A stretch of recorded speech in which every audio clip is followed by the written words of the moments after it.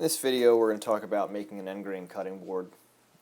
The wood here is 6/4 walnut, and I made it for a friend who was going to give it to her mother for a birthday present. She wanted it fairly large, so we were shooting for about a 16 by 16 board.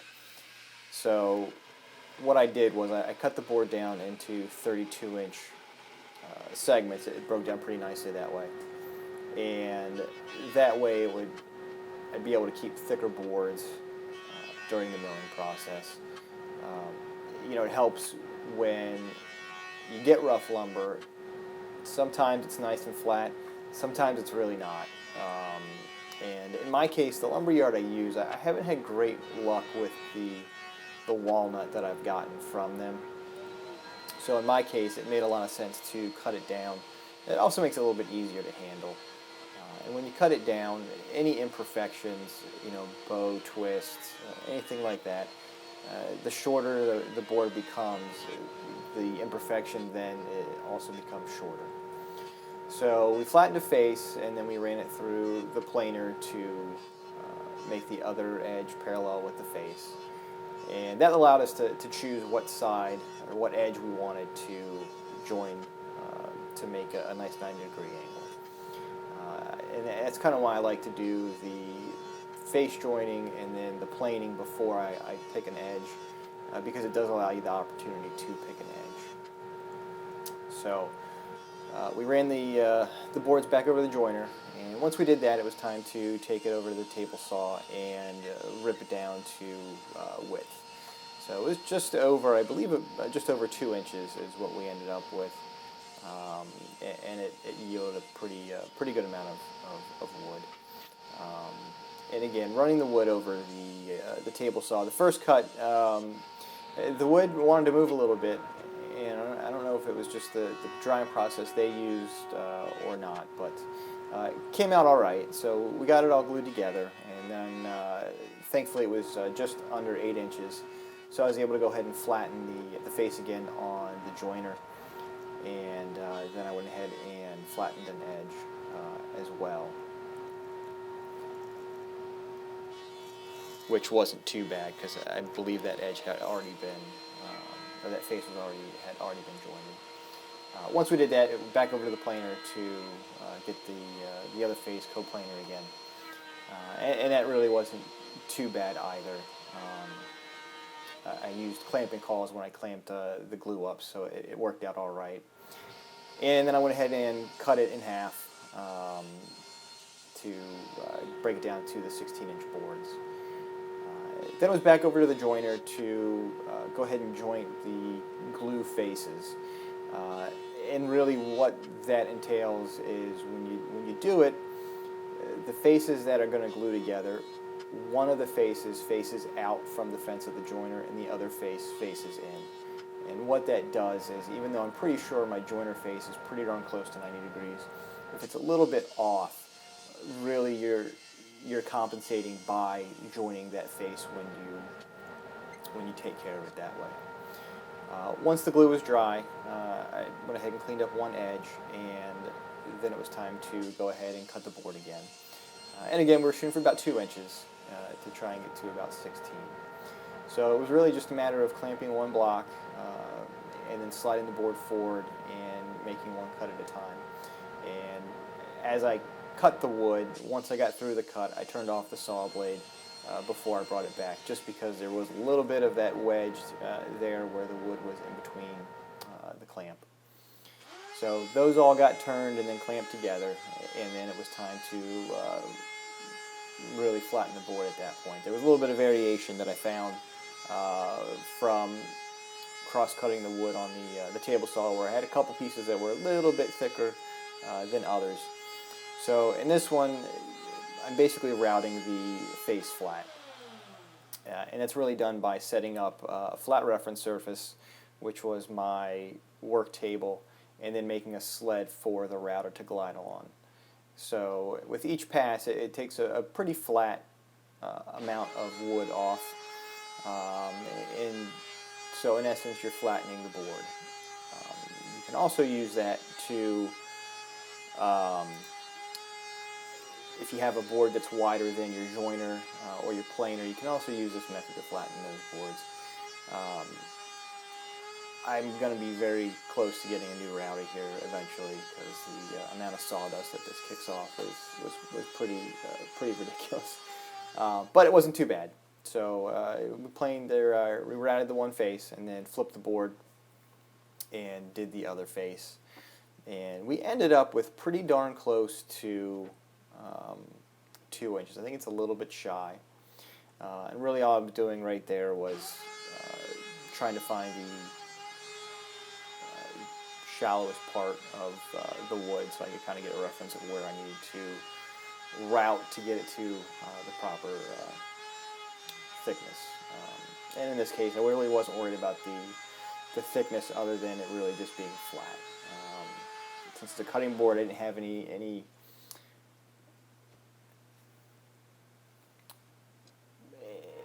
worry about how thick it ended up being or not being, since it was just a cutting board. Once I did that, I went ahead and squared up the cutting board. So I basically just flipped it along my sled and flattened, but took each edge to 90 degrees. After that, I went ahead and rounded over both sides with a 1/4 inch round over bit.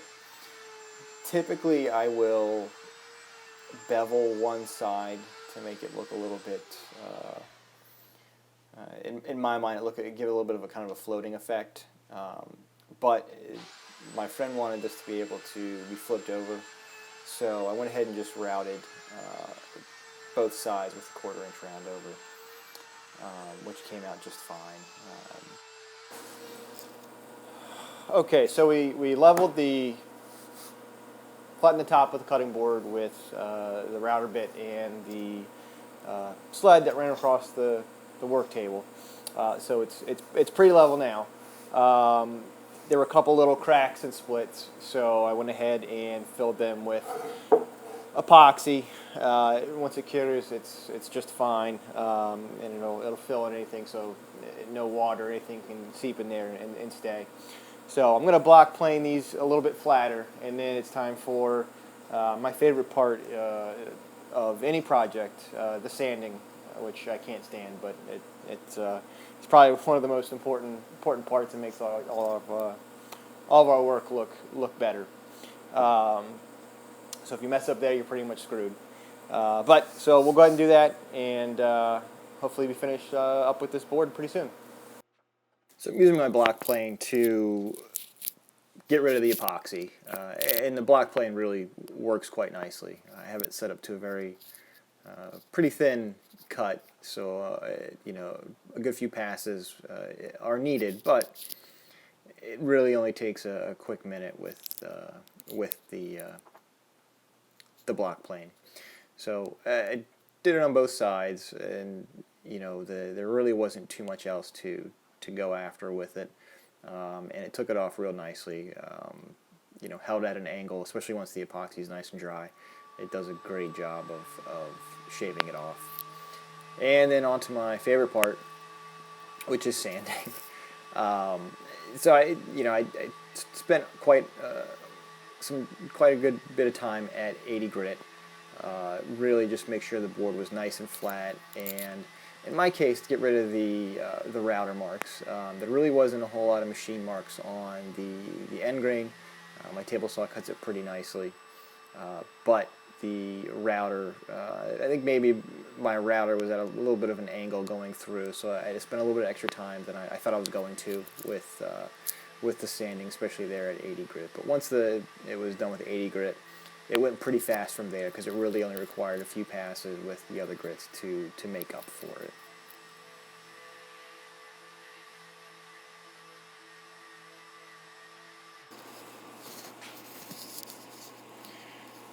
Okay, so it took a little while, but the sanding's finished. Basically, I start with 80, and then you move up the grits from there. And for me personally, I start at 80, and then I go to 120, and 180, then 220, and then I'll finish off by hand at 320.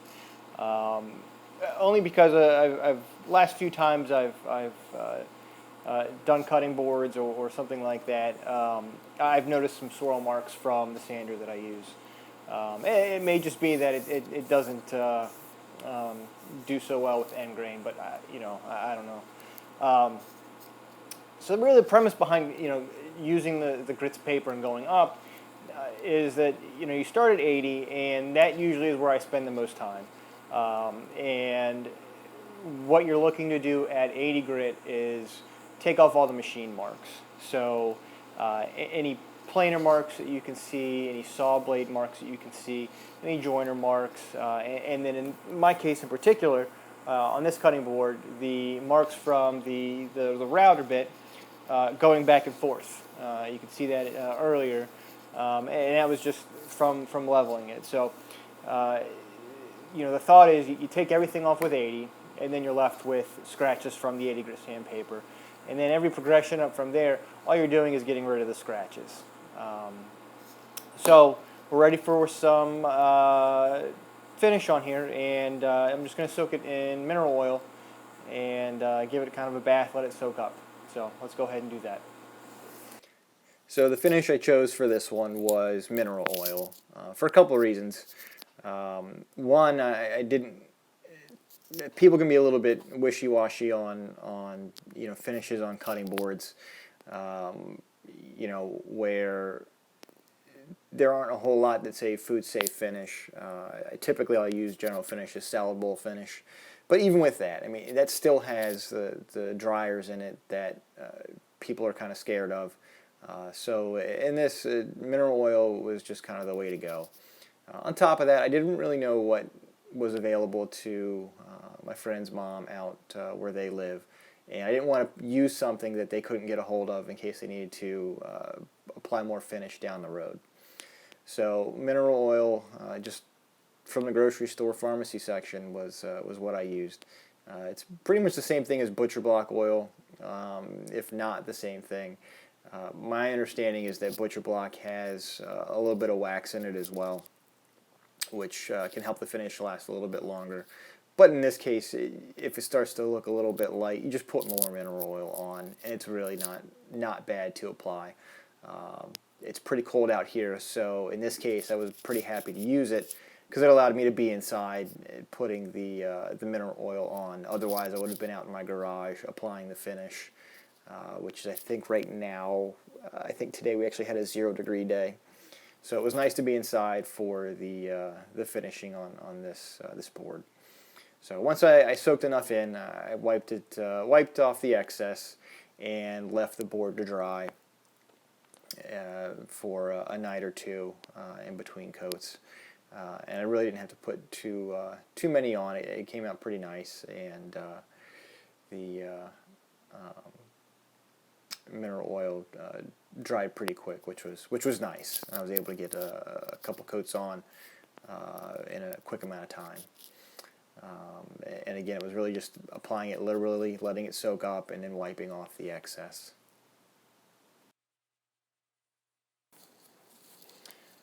Okay, so we applied the last coat of mineral oil, and really it's just to, you really just apply it liberally, and as much as the wood will take, especially on end grain, is how much you give it.